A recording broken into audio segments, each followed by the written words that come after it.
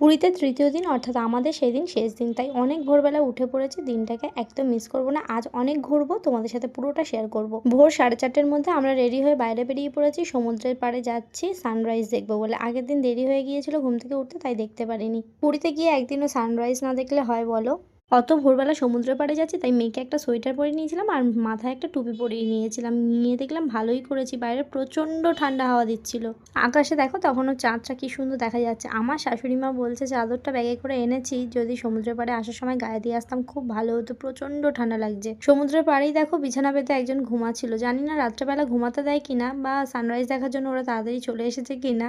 অন্ধকারের মধ্যে সমুদ্রের স্বচ্ছ ঢেউ দেখতে কার না ভালো লাগে, আমার দারুণ লাগে। তারপর দেখো টাইম ল্যাপসে ফোনটা বসিয়ে দিয়ে আমরা চা খাচ্ছিলাম। কিন্তু সূর্য মামা সেদিন অনেকটাই দেরি করে উঠেছিল, যার কারণে আমার ফোনে ক্যাপচার করতে পারিনি। আমাদের সবার চোখেই তখন মোটামুটি ঘুম ছিল। আমার হাজব্যান্ড হাই তুলছে দেখো, তারপর আমার মেয়ে দেখো চুপ করে আছে, ঠান্ডা লাগছে আর ঘুমটাও ঠিকঠাক হয়নি, সেই জন্য মন মেজাজ ভালো নেই।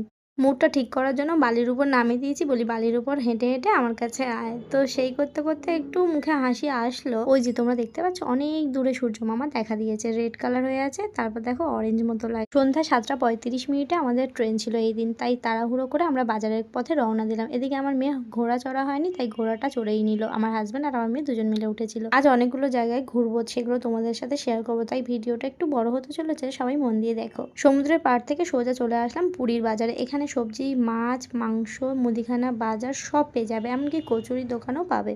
সেদিন আমাদের প্ল্যান ছিল একটু চিকেন কষা হবে আর ভাত হবে, আর রাতের জন্য চিকেন কষা আর রুটি। বাজারের মধ্যে যেতে যেতে এই সয়াবিনের প্যাকেটটা নজর কেড়ে নিল। কত বড় সয়াবিন দেখো, সত্যি আমি এর আগে দেখিনি।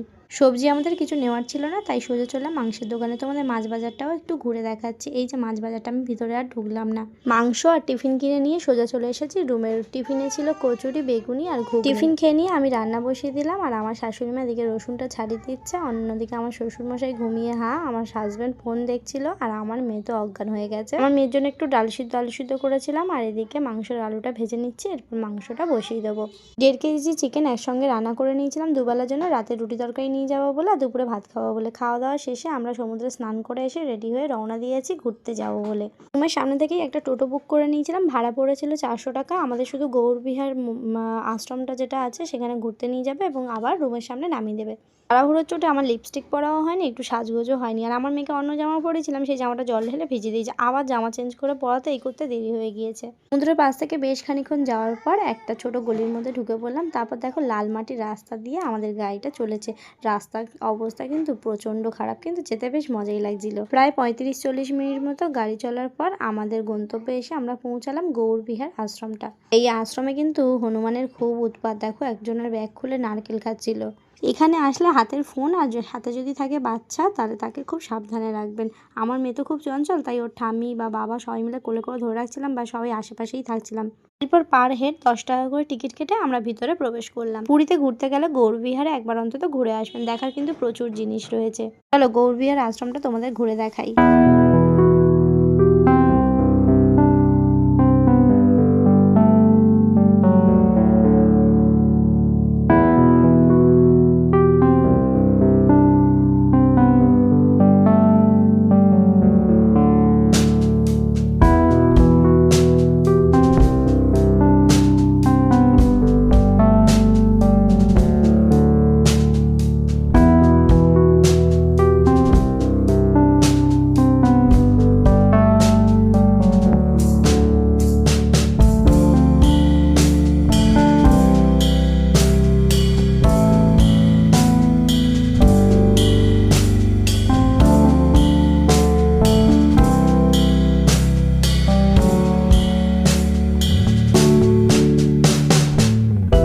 গৌরবিহারের মধ্যেই একটা বড় বাবার মন্দির ছিল, আর সেদিন ছিল শনিবার, তাই শাশুড়ি মা হাজব্যান্ড মিলে একটু প্রদীপ দিয়ে ঘিয়ের প্রদীপ দিয়ে আরতি করে নিল। তার পাশেই ছিল রাধাকৃষ্ণের ঝুলন যাত্রার যে থিমটা হয় সেটা। এখানে দেখো আমার মেয়ে শুয়ে পড়ে প্রণাম করছে, সানগ্লাসটা তাই ওর বাবার হাতে রেখে দিয়ে আবারও প্রণাম করছে। এই ভিডিওতে ভয়েস ওভার দেওয়ার সময় আমার মেয়ে পাশ থেকে কথা বলছিল, তাই কেউ কিছু মাইন্ড করো না। এখানে দেখো, এটা তেজপাতা গাছ।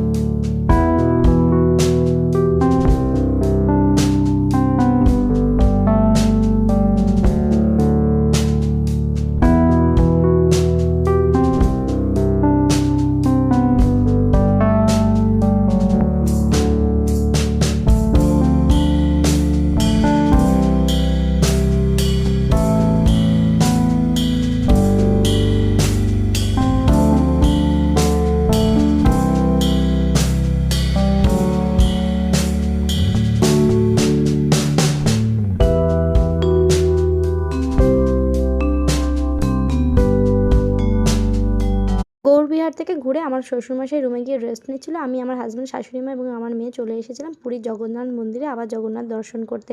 বাড়ি চলে যাব, আবার কবে আসতে পারবো না পারবো তার ঠিক নেই, তাই আবারও চলে এসেছি দর্শন করতে। সেদিন জগন্নাথ দেব, বলরাম দেব, সুভদ্রা দেবীকে অনেক কাছ থেকে দর্শন করেছি, মনটা খুব ভালো হয়ে গেছে। তারপর সমুদ্রের পাড়ে চলেছি একটু চা খেতে আর সমুদ্রটাকে উপভোগ করতে।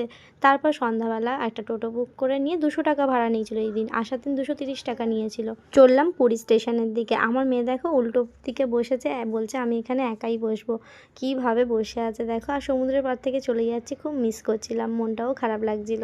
অবশেষে পুরী স্টেশনে এসে নামলাম। সেদিন স্টেশনে কি ভিড়, যেন সবার ট্রেন একসঙ্গেই দিয়েছে। আমাদের সিট পড়েছিল S1-এ, তাই ট্রেনের একদম শেষ মাথায় গেলাম। তারপর সিটের মধ্যে বসে পড়লাম। এরপর আমার শ্বশুরমশাই গরম গরম সিঙ্গারা নিয়ে নিল, সবাই একটা করে সিঙ্গারা খেয়ে নিলাম। আমার মেয়ে দেখো উৎপাত শুরু করে দিয়েছে ট্রেনের মধ্যে এসে। তারপর রাতে রুটি আর মাংস খেয়ে ঘুমিয়ে পড়েছিলাম। ভিডিওটি ভালো লাগলে লাইক করে দিও। এতক্ষণ দেখার জন্য অনেক অনেক ধন্যবাদ। সবাই পাশে থেকো, ভালো থেকো, সুস্থ থেকো। দেখা হচ্ছে নতুন কোনো ভিডিওতে, ততক্ষণের জন্য টাটা।